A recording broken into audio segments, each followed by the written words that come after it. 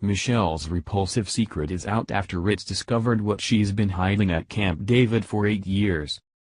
The American people like to hear about the personal lives of our first families.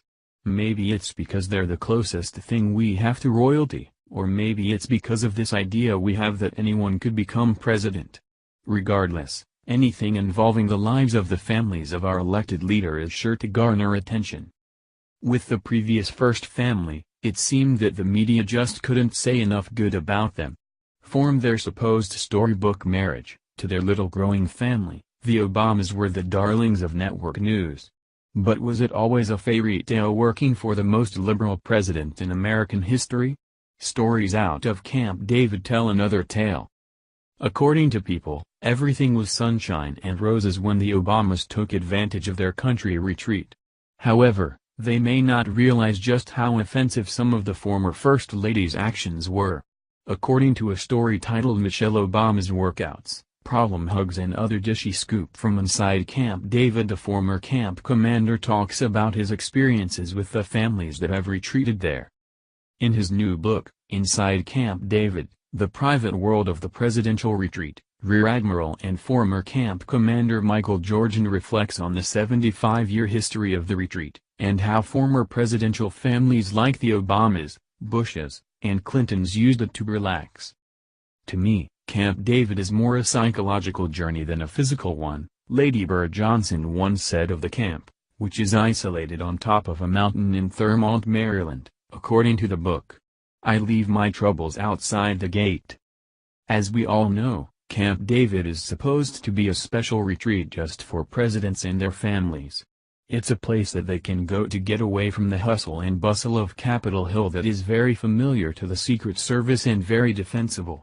For that reason, there is a significant military installation there, but not everyone can respect what that military personnel are there to do. Not only did Mrs. Obama have what amounted to hen parties there, she had to secuse for the Marines who were stationed there to protect herself and her family.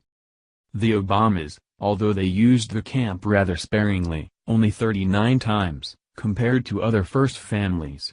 According to Inside Camp David, then President Obama didn't go to the camp as often as Michelle and their 2 daughters, Sasha and Malia.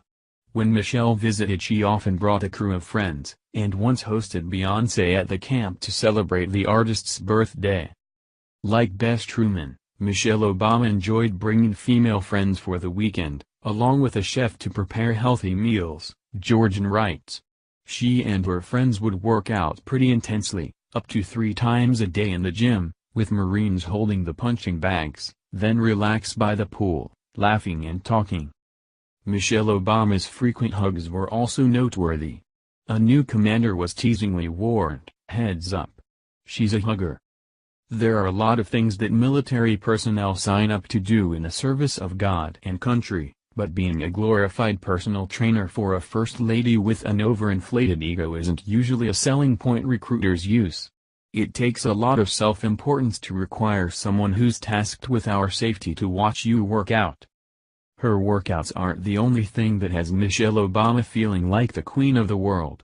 The painter tasked with painting her portrait that was commissioned by the Smithsonian's National Portrait Gallery will be getting hundreds of thousands over her normal fee. The New York Times profiled the artist tasked with the incredibly important portrait.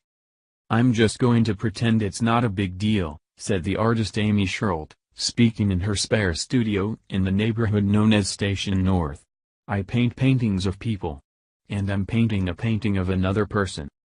But it is a big deal, since the person Miss Sherald happens to be painting is Michelle Obama."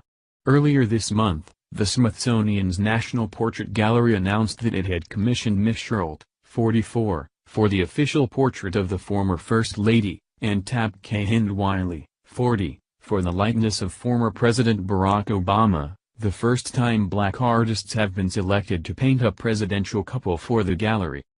The Smithsonian plans to pay for both works with $500,000 in private donations, of which $300,000 has been raised so far.